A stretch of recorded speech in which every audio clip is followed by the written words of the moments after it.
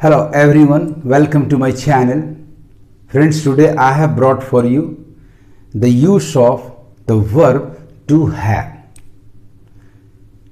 आइए टॉपिक शुरू करने के पहले इस वीडियो को लाइक कर लें और यदि आपने अभी तक मेरे चैनल को सब्सक्राइब नहीं किया है तो इसे सब्सक्राइब कर लें और साथ साथ बेल आइकन को भी प्रेस कर लें ताकि आपको लेटेस्ट नोटिफिकेशंस मिलता रहे. Please watch the video till the end.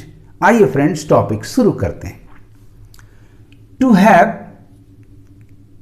का अर्थ होता है टू पजेस, टू ओन, आपके पास किसी चीज का होना, आपके द्वारा उस चीज का अपने पास रखना. मेरे पास गाड़ी है, उसके पास अच्छी किताबें हैं. इस क्रिया के तीन रूप होते हैं, हैव, हैज और had.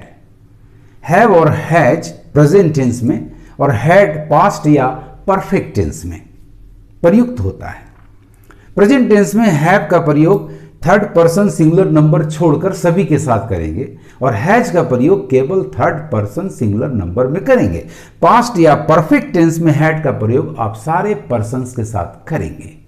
Remember friends, the verb to have is a stative verb और जो भी वर्ब स्टेटिव होगा अर्थात जिसकी क्रिया माइंड में होती है, जिसे आप महसूस करते हैं, एहसास करते हैं, उसे हम स्टेटिव वर्ब करते हैं. और इस तरह की क्रिया का प्रयोग वर्ब के रूप में, क्रिया के रूप में कभी भी प्रेजेंट पार्टिसिपल आईएनजी के फॉर्म में नहीं होना चाहिए. अतः मेरे पास गाड़ी है हमेशा आई हैव ए कार, मैं गाड़ी रख रहा हूं, I am having a car का प्रयोग ना करके आई हैव ए कार का ही प्रयोग करेंगे.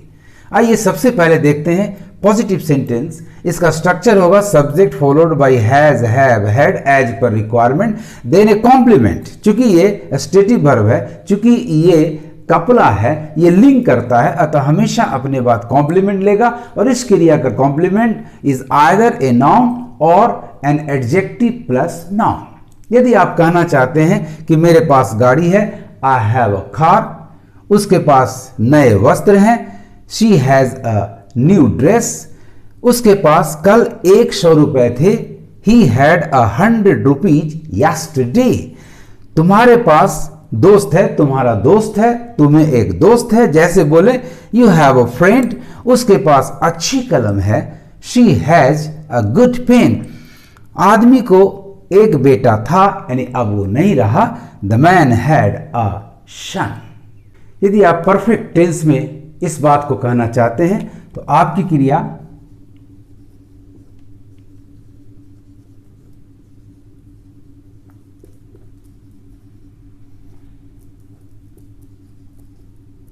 हैज, हैव, हैड के साथ हैड लेनी होगी जो कि पास्ट पार्टिसिपल होगा और ये जो हैज, हैव, हैड उसके साथ आ रहा है,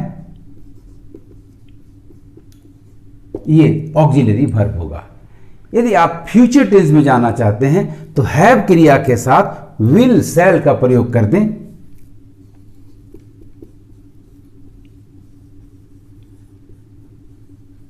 और तब उसके बाद मेन वर्ब वन हैव का प्रयोग करें. तो ये स्ट्रक्चर आप यूज करेंगे, वर्ब का ये फॉर्म यूज करेंगे परफेक्ट टेंस में और ये यूज करेंगे आप फ्यूचर टेंस में. तो यदि आप कहना चाहते हैं कि मेरे पास 10 वर्षों से यह गाड़ी है,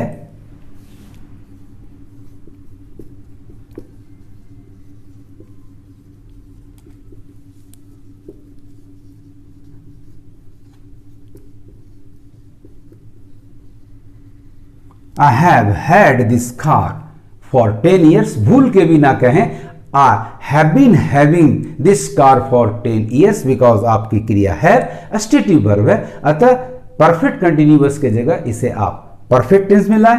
मैं एक गाड़ी रख रहा हूं, I am having a car, continuous tense की जगह आप इसे इंडेफिनिट टेंस में लाएं. यदि आप कहना चाहते हैं कि उसके पास कल एक नया घर होगा,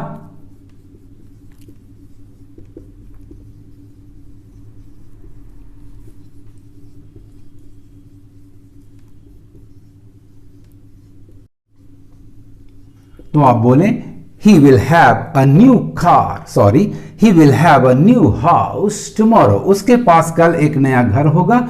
he will have a new house tomorrow, मेरे पास यह गाड़ी 10 वर्षों से है। I have had this car for 10 years, उसके पास कल एक नया घर होगा। He will have a new house tomorrow. यदि आप कहना चाहते हैं कि मेरे आने के पहले उसके पास 100 रुपए थे, तो ये पास्ट परफेक्ट चला जाएगा। He had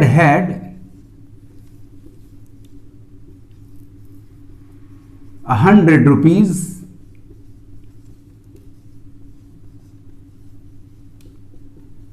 before I came, मेरे आने के पहले उसके पास 100 रुपए थे।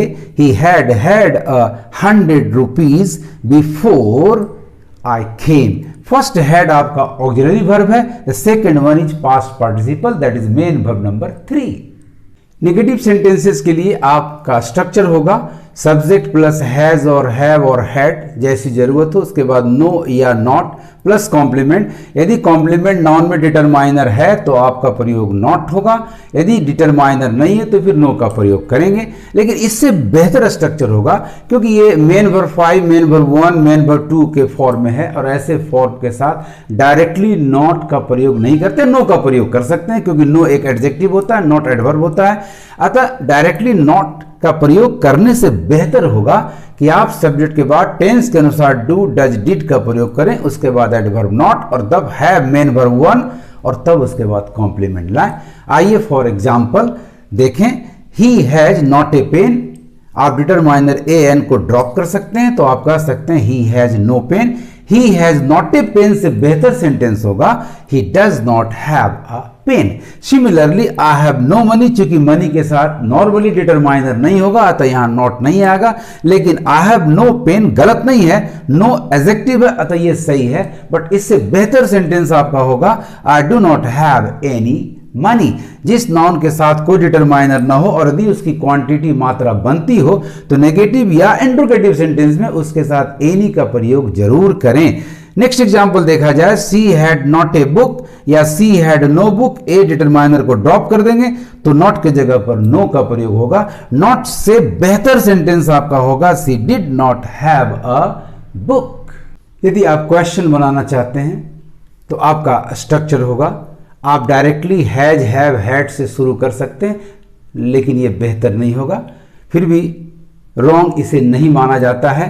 हैज, हैव, हैड के बाद सब्जेक्ट, उसके बाद कॉम्प्लीमेंट दें। यदि नेगेटिव क्वेश्चन है तो सब्जेक्ट के बाद आप नॉट या नो का प्रयोग करें, लेकिन इससे बेहतर स्ट्रक्चर होगा आप हैज, हैव, हैड की जगह पर फ्रंट में डू, डज, डू, डिड का प्रयोग करें, उसके बाद सब्जेक्ट, उसके बाद हैव और तब कॉम्प्लीमेंट का प्रयोग करें। यहां भी नेगेटिव क्वेश्चन के लिए आप केवल नॉट का प्रयोग सब्जेक्ट के बाद करें। फॉर एग्जाम्पल, यदि आप कहना चाहते हैं क्या उसके पास नया वस्त्र है तो has she a new dress, बेहतर होगा does she have a new dress. यदि आप कहना चाहते हैं हैव यू पेन, तुम्हारे पास कलम है क्या, हैव यू अ पेन, लेकिन बेहतर सेंटेंस होगा do you have a pen. यदि आप कहना चाहते हैं क्या उसके पास गाड़ी, क्या उनके पास गाड़ी थी, हैड दे अ कार, लेकिन बेहतर सेंटेंस होगा did they have a car. यदि नेगेटिव क्वेश्चन में आप कहना चाहते हैं क्या तुम्हारे पास कलम नहीं है तो आप बोलें have you not a pen और ए ड्रॉप करके बोलें हैव यू नो पेन, लेकिन बेहतर सेंटेंस होगा do you not have a pen, do you not have a pen. Well friends, तो अब बारी है कुछ टिप्स की। आइए टिप नंबर 1, पॉजिटिव सेंटेंस में स्ट्रेस देने के लिए जरूर अवश्य के अर्थ में आप हैव, हैज, हैड क्रिया की जगह do, does, did plus have का प्रयोग करें। नेगेटिव या इंट्रोगेटिव में स्ट्रेस देना है, जोर डालना है तो वाक्य के अंत में इंडीड स्ट्रेस एडवर्ब का प्रयोग करें। यदि आप कहना चाहते हैं कि मेरे पास गाड़ी है ही, मेरे पास गाड़ी जरूर है, तो आप बोलेंगे I do have a car. उसके पास अच्छी किताब थी तो she did have a good book. तुम्हारे पास कलम नहीं है, you do not have a pen indeed, और you can say you have no pen Indeed.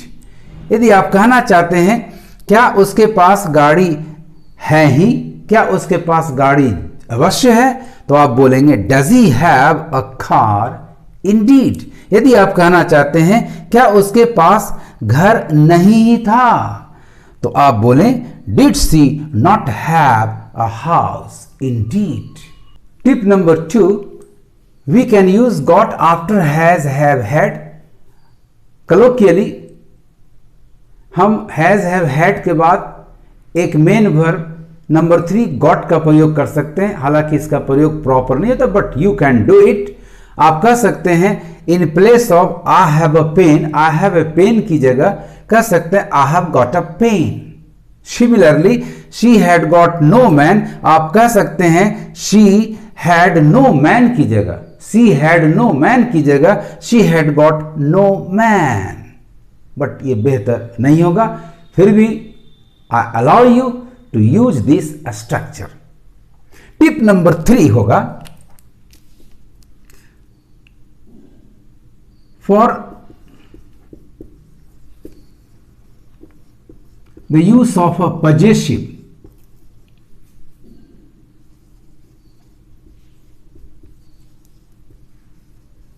we have to use own after it. Normally verb of possession to have के साथ possessive my, your, his, her का प्रयोग नहीं किया जाता, लेकिन यदि आपको जरूरत है, आप चाहते हैं कि इसका प्रयोग करें, तो अकेला ना करें, माई के साथ, योर के साथ ओन जरूर लगाएं। यदि आप कहना चाहते हैं मेरे पास अपनी गाड़ी है, जरूरी है कहना, तो आप बोलेंगे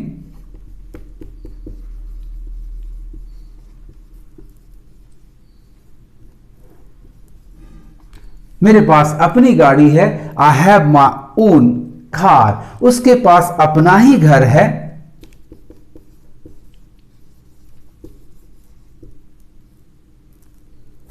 he has his own house. जाड़े का अपना ही महत्व है,